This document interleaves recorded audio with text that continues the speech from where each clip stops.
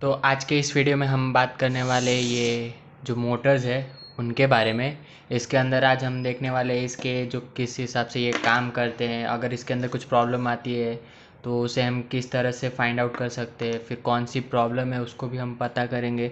और जो ये मोटर्स है, अगर बहुत टाइम से, जैसे कि ये मेरे पास जो मेरे सारे मोटर्स थे बहुत टाइम से पड़े हैं, तो अभी इनमें से कुछ होंगे जो शायद बंद हो गए होंगे, तो वो एक्चुअल में ख़राब हो चुके या बंद हो चुके पता करेंगे। उसके अलग अलग मेथड्स है, हम वो भी जानेंगे। और जो ख़राब हो चुके होंगे या फिर जो माइनर जिस पे प्रॉब्लम आया होगा, हम उसको वापस से चालू करने की कोशिश भी करेंगे। तो चलिए शुरू करते हैं।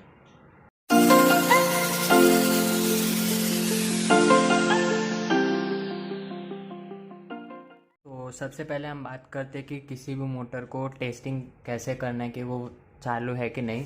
तो जैसे मेरे पास ये मेरा जो मोटर है, सबसे पहले तो सबसे इजी वे है कि उसको हम किसी भी पावर सप्लाई के साथ ऐसे लगा के देखें। अगर वो ऐसे में तो हमको आइडिया आ ही जाएगा कि हाँ वो वर्किंग कंडीशन में। बट कई बार क्या होता है कि जो हमारा मोटर है ना, रखे रखे उसका जो हमारा ये शाफ्ट है वो जाम हो जाता है, तो जिसके वजह से वो घूमता नहीं है, भले से वो चालू क्यों ना हो। तो उस टाइम पे अगर आपके पास मल्टीमीटर या फिर दूसरा कोई चीज़ नहीं है तो नॉर्मली आप आपका जो पावर सप्लाई उसको लीजिए और इस तरह से देखिए कीजिए।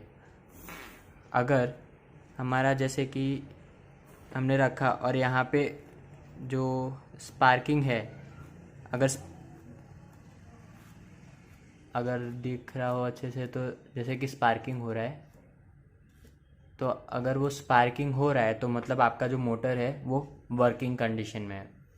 तो हम सेकंड मेथड पे जाते हैं। तो हमारा जो सेकंड मेथड है वो है हमारा मल्टीमीटर यूज़ करके। तो मल्टीमीटर को हमको नॉर्मली क्या करना है कि इसका जो कंटिन्यूटी होता है, कंटिन्यूटी पे सेट करना है। और ये आप आवाज़ सुन सकते हो। तो नॉर्मली करना क्या है कि हमारा जो दोनों टर्मिनल्स है उसके साथ कनेक्ट कीजिए। तो आप देख सकते हो कि जैसे इसके अंदर से साउंड आ रहा है, मतलब ये हमारा जो मोटर है वो सही है। एक बार हम इसको टर्मिनल्स को बॉडी के साथ भी चेक कर लेते हैं। साउंड नहीं आ रहा, मतलब ओके। वाइंडिंग भी, इसके जो अंदर की वाइंडिंग है वो भी सही है। तो हम अब देखते हैं हमारे जो थर्ड मेथड है। तो थर्ड मेथड मतलब थोड़ा हालत ख़राब कर सकता है, क्योंकि उसके अंदर हम एक बल्ब यूज़ करेंगे। और जैसे हमें पता है कि जो हमारे ये जो डीसी मोटर्स आते हैं वो एज अ जनरेटर भी वर्क करते हैं, तो हम क्या करेंगे, एक लाइट लेते हैं और उसको दोनों टर्मिनल्स पर रख के घुमाने की कोशिश करते हैं। इसके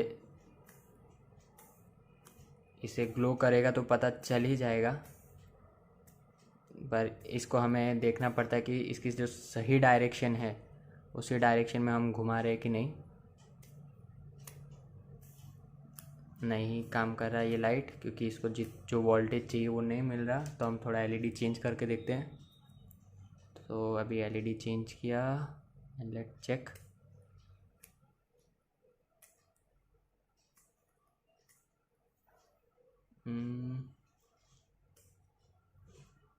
देखते हैं वापस से। Not any kind of supply.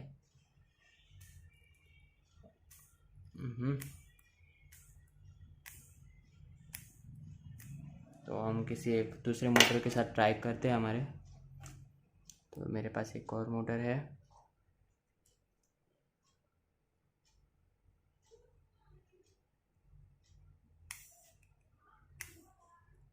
वैसे ये मोटर वर्किंग है, लेकिन जब तक हम इसके जो शाफ्ट को प्रॉपरली टर्न नहीं करते तब तक ये लाइट ग्लो नहीं करेगा और वो हमें पता नहीं चलेगा। तो जैसे आपने देखा तो अब ये कर रहा है प्रॉपर। तो ये हमारा जो मोटर है वो भी चालू है। अब हम इसके अंदर देखते हैं कि इसके अंदर जो अलग अलग प्रॉब्लम्स आती है वो। तो चलिए सबसे पहले हम एक मोटर के अंदर देख लेते हैं कि उसके अंदर बेसिकली होता क्या है। वैसे डीसी मोटर्स में हम बात करें तो दो टाइप मेनली आते हैं, एक आता है ब्रशलेस और दूसरा आता है ब्रश्ड। तो जो ये मोटर्स होते हैं वो होते हैं ब्रश्ड मोटर्स। अभी हमको पता करना है कैसे होता है। तो जैसे कि ये मैंने हमारा जो मोटर है मैंने खोला, तो अभी आप देख सकते हो कि यहाँ पे जो है ये हमारे ब्रश है। जो हमारे इस मोटर को पावर सप्लाई करने के लिए जो ब्रश होता है वो ये है। अभी हमारा जो शाफ्ट है, हमारी जो वाइंडिंग है वो हमारे शाफ्ट पे है, और जो ब्रश से पावर सप्लाई हमारे जो ये आपको पार्ट दिख रहा है जो थोड़ा सा से बाहर आया है वो है हमारा कम्यूटेटर। उसके ऊपर जो बैटरी या जो हमारा डीसी सोर्स है उससे पावर आता है ब्रश के बाद, ब्रश से फिर इस पे आता है और इससे हमारे जो वाइंडिंग है उस पर पावर सप्लाई जाता है। फिर इसी हिसाब से ये काम करता है। इसके अंदर जो हमारा केस है, केस के अंदर देखोगे तो ये जो है इसके अंदर ये परमानेंट मैग्नेट रखा है। तो चलिए हम देखते हैं कुछ प्रॉब्लम्स जो इन मोटर्स के अंदर आते हैं बहुत टाइम यूज़ करने पे, या फिर जो रखे रखे भी बहुत सारे प्रॉब्लम्स आ जाते हैं।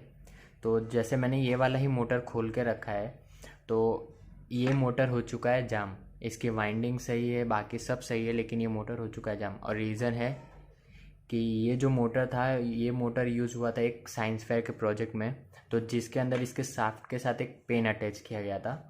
तो पेन खाली नहीं था, मतलब उसको यूज़ नहीं किया गया था, नया नया पेन था, वो इसके साथ डायरेक्ट अटैच कर दिया गया था। तो हुआ क्या है कि जो इंक था उसका, वो इंक आके इसके मोटर के ऊपर मतलब पूरा शाफ्ट से होते होते इसके वाइंडिंग्स पे आ गया। जो हमारा ये मैग्नेट आप देख सकते हो ब्लू हुआ है, ये ब्लू उसी इंक के वजह से हुआ है। और जो हमारा ये वाला हिस्सा है जहाँ से ये जो शाफ्ट निकलता है वो भी हो चुका है जाम। अगर इसको वापस से चालू करना है तो प्रॉपरली हमको मतलब इसको साफ़ करके इसके अंदर थोड़ा सा ऑयल डालना पड़ेगा, ना कि इसमें ही, इसके जो हमारे पीछे वाले हिस्से हैं उसमें भी। और साफ़ करने के बाद इसको ऐसा नहीं कि हमने हाँ ऑयल डाल दिया तुरंत ही फिट करो चालू करना है, हमें नहीं, हमें ऑयल डालने के बाद थोड़ा टाइम रुकना है, फिर उस ऑयल को साफ़ कर देना है। अगर साफ़ नहीं करेंगे तो चांसेस है वो ऑयल हमारे वाइंडिंग में चला जाए, और अगर वाइंडिंग में गया तो चांसेस है कि ये शॉर्ट होके ख़राब हो जाए। क्योंकि नॉर्मली आप नारियल का तेल या फिर कुछ वैसे ही ऑयल डालने वाले हो तो वो पहले ही साफ़ कर दें। अब देखते हैं हमारे जो मोटर्स होते हैं, जैसे कि ये मैंने मोटर्स लिया, उसके अंदर ये साउंड की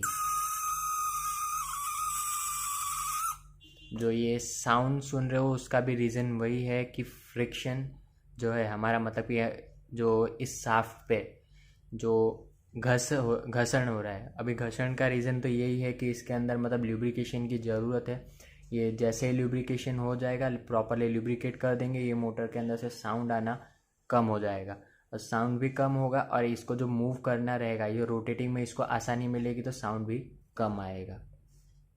तो कई बार ऐसा भी होता है कि जो हमारे मोटर्स होते हैं हम उसको जैसे पकड़े हुए हैं हाथ में और वो हमारे हाथों से गिर जाता है, इस तरह से खुल जाता है, या फिर वो उसको जब हम वापस से चालू करने की कोशिश करते तो वो नहीं चलता। तो नहीं चलने का अगर हम रीज़न की बात करें तो वो होता है कि हमारा जो जैसे कि ये आगे का शाफ्ट है वो हो जाता है टाइट। जैसे कि आप देख सकते हो कि ये जो हमारा शाफ्ट है ये थोड़ा अंदर जाता है, लेकिन कभी कभार जब गिरता है तो वो कुछ ज़्यादा ही अंदर चला जाता है, जिसके वजह से वो अटक जाता है। या अटके, ऐसा नहीं कि अटक जाए, लेकिन जो हमारे ये हिस्से होते हैं, जो हमारा कम्यूटेटर है, वो होता है कि हमारे जो पीछे के ये जो ब्रस्ट वाला हिस्सा है उसके साथ जाके फंस जाए।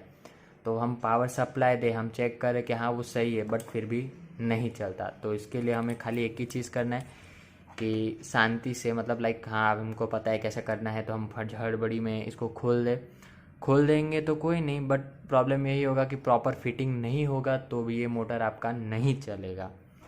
और इसको प्रॉपरली फिट कीजिए, निकाल के देख लीजिए कि कहीं अंदर वैसा प्रॉब्लम तो नहीं आया कि वाइंडिंग पे कहीं पे कट आ चुका है या कुछ हुआ है। उसके बाद इसे वापस से मतलब प्रॉपर फिटिंग कीजिए और चालू कीजिए। और हम एक और प्रॉब्लम की बात करते हैं, वो बात है कि ये मोटर्स हम पानी में गिर जाता है, जो पानी में अगर विदाउट वर्किंग कंडीशन में गिरता है, कि मतलब ऐसे नॉर्मल ही गिर रहा है पानी में, तो मतलब रिपेयर करने के, इसको वर्किंग कंडीशन में लाने के चांसेस बहुत ज़्यादा होते हैं कि मतलब इसको खोलो, इसको सब पार्ट्स अलग करो, मतलब ब्रश को छोड़ के इसका जो पीछे वाला हिस्सा है उस पर हमें छेड़खानी नहीं करनी। हमारा जो ये हिस्सा है बस खाली मतलब मोटर है, मोटर से इसको अलग करो। इसके अंदर का हमारा जो स्टेटर है उसको अलग करो, ये रोटर अलग करो, इसको धूप में रख दो सूखने के लिए, या फिर नेचुरली क्या बोलते हैं धूप में रख दिया है। अगर आपके पास हेयर ड्रायर है तो हेयर ड्रायर यूज़ कर सकते हो।